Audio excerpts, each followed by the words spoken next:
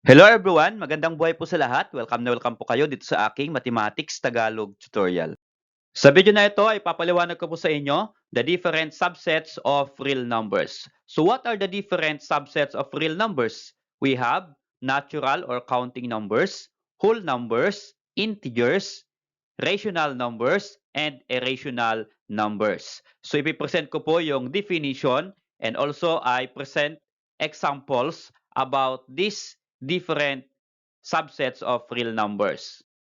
At sa last part ng video na ito, I'm going to present activity wherein we are going to identify if the given number is belong to what subset of real numbers. So ituturo ko po yan sa inyo step by step.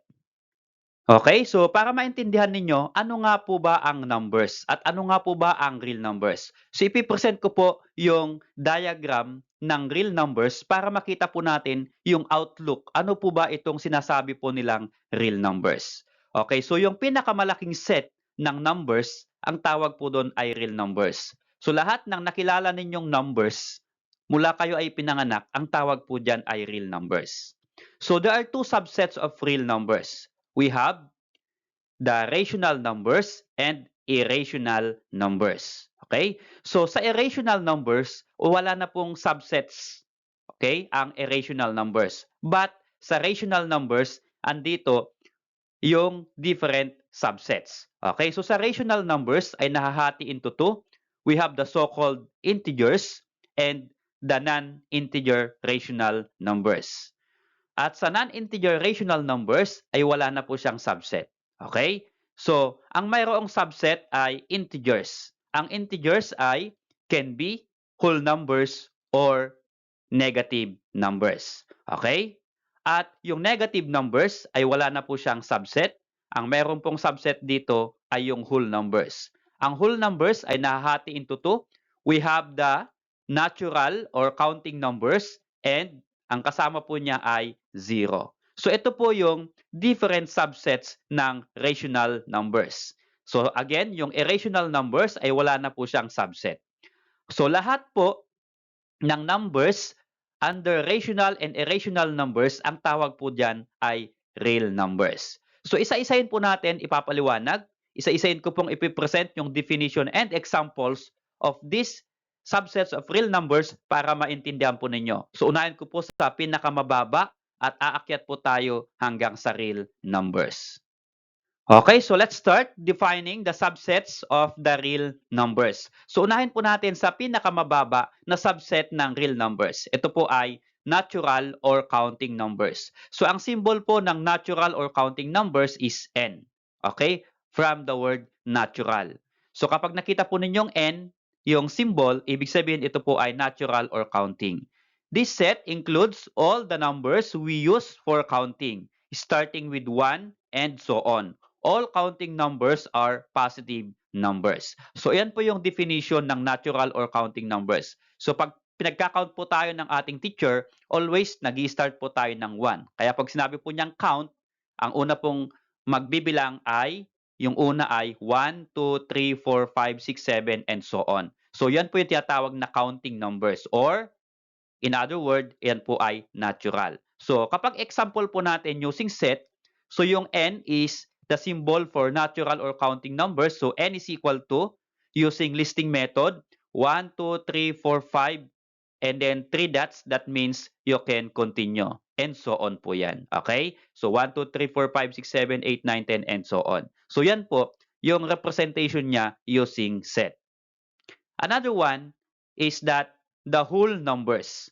Whole numbers, W, the set of counting numbers including 0. So yung symbol ng whole numbers is W from the word whole. Okay? So ano po ba yung mga whole numbers? Okay? So ang whole numbers daw po ay set ng counting numbers. So yung counting numbers ay ito po, 1, 2, 3, 4, 5, 6, and so on. Yan po yung counting numbers including 0. So ibig sabihin, kapag yung counting numbers ay dadagdagan natin ng 0, ang tawag po doon ay set of whole numbers or W. So in set, we have W as symbol for whole numbers is equal to 0, 1, 2, 3, 4, 5, dot, dot, dot. Ibig sabihin, and so on. Okay, so ito po yung counting numbers. Idagdag po natin yung 0. Ang tawag po dyan ay whole numbers. Next subset of real numbers is that integers. Okay, so ang integers po ay z. So yan po yung nilagay na symbol ng integers. It is the combination of the three sets of numbers. We have the counting numbers, zero, and negative numbers. Okay, kapag nagsama-sama po natin yung negative numbers, yung counting numbers, ito po yung positive numbers at zero, ang tawag po dyan ay integers. Okay, so pag ilalagay po natin sa set, z, that is a symbol of real integers, yung z. So z is equal to, we have the negative numbers, the zero, and the counting numbers. Okay? So bakit po may 3 dots dito? Ibig sabihin yung counting numbers, 1, 2, 3, 4, 5, and so on, you can continue yung 3 dots. Ito po yung 0 at sa negative integers naman, negative 1, negative 2, negative 3, negative 4, negative 5, and so on, pababa naman po yung numbers, ang tawag naman po dyan ay negative. Okay? So kapag mayroon kang negative, 0 at positive, ang tawag po dyan ay integers. And the symbol for integer is z. Okay, so next subset of real numbers, paakyat po tayo, is that the rational numbers. So yung symbol ng rational number ay Q. Bakit po kaya Q? Okay, malaman po natin dito. So ito po ay set of numbers that can be expressed as quotient of two integers a and b where b is not equal to 0. These are fractions, decimals, percents, and integers. Rational numbers are often denoted by Q from the first letter of the word quotient. Okay, so kaya po Q ang tinawag sa rational numbers, ito po ay quotient. So ang definition kasi talaga ng rational numbers is that quotient of two integers. So ibig sabihin in a form of fraction. Kaya po Q ang symbol ng rational numbers. So ang rational numbers, ito po yung mga fractions na nakilala natin, yung decimals, percentage or percent, and integers. Okay, so example po tayo. Ano-ano nga po ba ito? Okay, so in a form of set, ito po ay Q, rational numbers, kaya Q. Okay, so ang 2 po, ang negative 2 po ay negative integers. Okay, andito po yung integer. Sa integer ay negative integer, 0, and positive integer or counting numbers. Okay, so fractions, meron po tayong fractions. It can be negative fraction or positive fraction. We have decimals. Ito po yung ating decimal. 2.13, 13, 13, and so on kasi may 3 dots. Ito rin po ay rational number. Okay. So bakit po kaya mayroon po tayong percentage? So ito pong percentage at ito pong square root at cube root, ito po yung mga non-integer rational numbers. Di ba pinag-aralan natin yung first na lesson natin about rational numbers, dinefine din natin noon yung rational numbers as percentage, decimal, and roots. Ano po? So, yung square root, ito po ay ginagamit lang natin yung square root kapag yung ating number na ini-square ay perfect square number. Kaya ito po ay square root of 9 is rational number. Kasi yung 9 is perfect square. Okay? So, yung square root of 9 kasi, di ba, equal to 3. So, whole number, ibig sabihin rational number siya. Another one, kapag cube root naman yung ginamit natin, dapat ang i-cube natin ay yung perfect cube number. So, cube root of 125 is equal to 5. So, 125 is a perfect cube. So, ito po lahat yung examples ng rational numbers. So, again, pwedeng fractions, pwedeng decimal, pwedeng integers, percentage. Again, sa integers, meron po tayong negative, 0, at counting or natural numbers. Okay? So, sinakop po niya lahat yung different numbers na na-discuss natin kanina. Okay? So, another subset of real numbers is that irrational numbers. So, ang symbol ng irrational numbers ay Q apostrophe. So, kanina, pinag-aralan natin or diniscuss ko yung rational numbers. 'Di ba? Ang symbol ng rational numbers ay Q. So, ang irrational numbers ay opposite ng rational. Kaya ito po ay Q apostrophe. Okay? So, yun po yung kanyang symbol na letter. So, ano po yung definition niya? are subset of real numbers that cannot be expressed as a fraction of any integer and have decimal expressions that are non-repeating and non-terminating. Another example is pi in symbol, ito po, which is the ratio of the circumference of a circle to its diameter. Okay, so para maintindihan po natin, ano nga po ba ang irrational? Ito po yon. Okay? So, hindi gaanong ginagamit itong irrational. Okay? Pero dapat ay makilala ninyo ano nga po ba ang irrational numbers. So, in set ay kapag i-represent natin using set, ang symbol again ng irrational ay Q apostrophe. So, Q apostrophe is equal to, okay, ang examples po niya ay pi, square root of 10. Bakit kaya ang square root of 10 ay irrational? Kanina sa rational, meron ding square root. So, yung latest video ko or yung pinag-aralan ninyo ay meron po tayong lesson about square root and cube root. So kapag kinuha natin yung square root ng not perfect square, yan po ay irrational numbers. Kaya square root of 10 is irrational numbers kasi yung 10 is not perfect square. Okay? Pero kapag ito po ay perfect square yung number, ay hindi po yan irrational. Rational po yan. Ano po? How about cube root? Cube root of 100. 100 is not perfect cube. Ibig sabihin, kapag kinuha natin yung cube root of 100, then ang tawag sa kanya ay irrational numbers. Okay? Pero kapag perfect cube ang kinukuhanan natin ng cube root, so ang tawag sa kanya ay rational. Di ba po ba? Okay, so since 100 is not perfect cube, kaya siya po ay irrational. And another example ay nakalagay dito, non-repeating o yung decimal daw ay non-repeating and non-terminating. Ano pong ibig sabihin? Ito po yung ating decimal. 2.101621040.3. Ang ibig sabihin po nito ay itong decimal ng number na ito ay non-repeating. Bakit po non-repeating? Wala pong naulit na decimal. Okay? Wala pong pattern yung decimal natin. Okay? At non-terminating. Bakit po non-terminating? Kasi meron po tayong ellipse. Ito po yung dot, dot, dot. Ibig sabihin, meron po pong karugtong ito. Wala pong katapusan. Okay, kapag ganito po yung given na decimal, ito po ay irrational numbers. Kagaya po ng value ng pi. Di ba ang value po ng pi ay pi is equal to 3.1415926. Di ba wala pong pattern yung kanyang decimal? At meron pong ellipse. Ibig sabihin marami pa pong number na kadugtong nito. So ito po ay irrational numbers. Ito po yung decimal ng irrational numbers. Okay, so balikan po natin itong ating diagram kanina. Ilalagay po natin yung numbers para mas lalo po nating maintindihan. Ilagay po natin yung examples. Unahin po natin sa pinakamababa, natural or counting numbers. Ang mga numbers po ay, again, as a recall, pag sinabi nating natural numbers or counting numbers, 1, 2, 3, 4, 5, 6, and so on. Kaya naglagay po ako ng dot, dot, dot. Ito po yung natural or counting numbers. And 0, so mag-isa lang po yung 0 natin.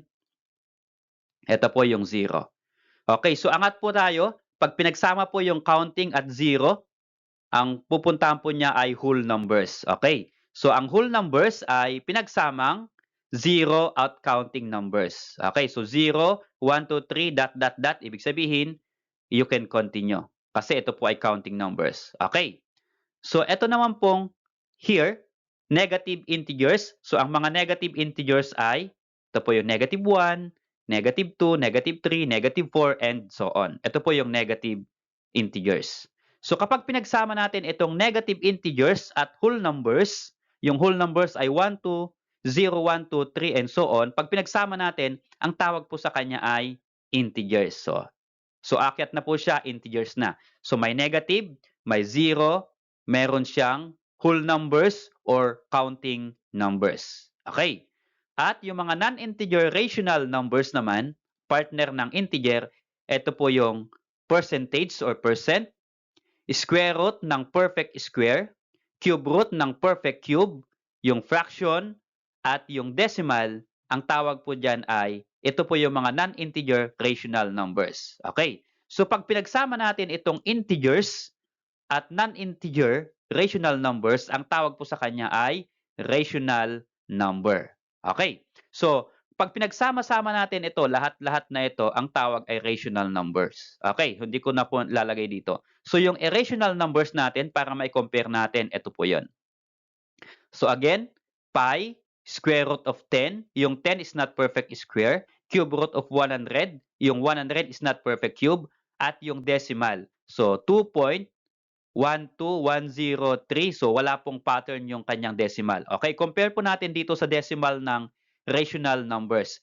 Yung 5.6262 and so on, itong decimal ng rational numbers ay may pattern, 6262. Ibig sabihin yung kasunod po niyan ay 626262. So meron po siyang repeating decimal. Unlike sa irrational, hindi po siya repeating decimal. So yun po yung pagkakaiba ng rational at irrational pagdating po sa decimal. At kapag pinagsama-sama po natin lahat ng numbers na ito, ang tawag po sa kanya ay real numbers. Ito po yung set ng numbers na pinakamataas, the real numbers. Okay, so let's have an activity, okay, to master the lesson. Identify to which the following numbers belong by putting a check mark in the corresponding cell. So we have the first column, ito po yung mga numbers natin. Second column, natural or counting numbers. Third, whole number. Fourth, integer. Fifth, rational. And sixth, irrational. Okay, unahin natin yung 6. Number 1. So ang 6 po ay pwede pong yan, counting numbers. Counting numbers po kasi 6 po, di ba? 1, 2, 3, 4, 5, 6 counting numbers. And then also whole numbers, di ba? Ang whole number ay 0 and counting numbers. So whole numbers din po siya. Siya rin po ay integer kasi siya po ay whole numbers at siya po ay rational numbers. So kapag napindot natin yung rational numbers, ibig sabihin hindi na po siya irrational. Kasi sabi ko kanina, ang opposite ng rational ay irrational. So kapag rational na siya, hindi na siya irrational. Okay? So ito po yung subsets ng real numbers that belong to 6. Counting, whole, integer, and rational. Another one ay itong number 2, 7.57. So ano po kaya siya? Okay, you can try to answer first. So ang 7.57, ito po ay rational number. Okay, so hindi po siya pwedeng integer kasi ang integer ay whole number lang. Ano po? Ang integer ay 0, negative, and positive whole number. Okay, so siya po ay rational lang. How about number 3? Negative 9. So ang negative 9 ay dalawa. Siya po ay belong sa integer. Okay, kasi negative siya. At siya po ay belong sa rational. Siyempre, kapag ikaw ay belong sa rational, okay, or ikaw ay belong sa integer, ikaw din po ay rational. Okay, how about 0? So ang 0 po ay whole number. Whole number po ang 0. Siya po ay integer at siya rin po ay rational. Hindi po siya kasama sa counting or natural number kasi ang counting again ay nag-uumpisa sa 1. Okay? Kaya ito lang po yung pwede sa 0. Next, number 5, 2/3. Ito po ay fraction, 2/3. Saan po siya kasama? So, ito po ay sa rational lang. Okay? Ito po yung mga non-integer rational number. Fraction. Okay? Hindi po siya integer, hindi rin siya whole number, hindi rin siya counting number, pero siya po ay rational number. How about number 6? Square root of 25. So, yung 25 po ba perfect square? Yes. Ang square root of 25, lagyan ko nga po, equal to 5. Okay? So, ang square root of 25 is 5. Ano po yung 5? Ang 5 po ay counting numbers. Pwede siyang whole numbers, pwede siyang integer, at syempre, pwede na rin siyang rational numbers. So, yan po lahat ang po pwede sa square root of 25. Okay? And number 7, square root of 50. Is 50 a perfect square? No. Kapag pinundot natin sa calculator, may decimal yan. So yung square root of 50, not decimal, not perfect square, ibig sabihin, hindi po siya pwede sa dito, sa rational. Siya po ay irrational kasi not perfect square. Okay, so next, number 8. Cube root of 64. Is 64 a perfect cube? Yes, perfect cube po ang 64. At ang cube root of 64, that is equal to 4. So again, saan po belong yung 4? So, belong po sa natural, whole, integer, at rational. Okay? So, yan po yung cube root of 64. How about number 9? Cube root of 20. So, 20 is not perfect cube. Ibig sabihin, hindi siya pwedeng maging rational kasi not perfect cube. So, ibig sabihin, dito lang siya pwede sa irrational number. Okay? So, kapag irrational number na siya, wala na siyang karapatan dito mula natural hanggang rational. Okay? So, mag-isa lang yan. How about pi, number 10? Pi, again, is irrational number. Next, number 11, 5.12, 12, and so on. Dot. So, tingnan natin. Ito po ay decimal. Okay? So, pwede kasing ito ay rational, pwedeng irrational. So, yung decimal niya ay may pattern. 1, 2, 1, 2, and so on. Ibig sabihin, kapag ang decimal ay may pattern, siya po ay belong sa rational. Okay? How about next, number 12, 25%. Siya po ba ay natural? Yung 25% or counting, no? Whole number, no? Integer, no? So, siya po ay sa rational lang pupunta. Okay? How about number 13? 2.34213 and so on. So, yung decimal na ito ay walang pattern yung kanyang decimal form. Kagaya po sana dito, 1212. Ito po ay walang pattern at may ellipse. Ibig sabihin, may 3 dots. Meron pang continuation yung number. Ibig sabihin, siya po ay irrational number. Okay, so again, yan po yung pagkakaiba ng rational at irrational number. How about last, number 14? Negative 2/3. Fraction po siya pero negative. So, pwede po siya sa rational numbers. Okay? Salamat sa pod kaibigan. Kung nagustuhan mo yung video nito, please click like and subscribe kung bago ka pa lang po dito sa aking channel.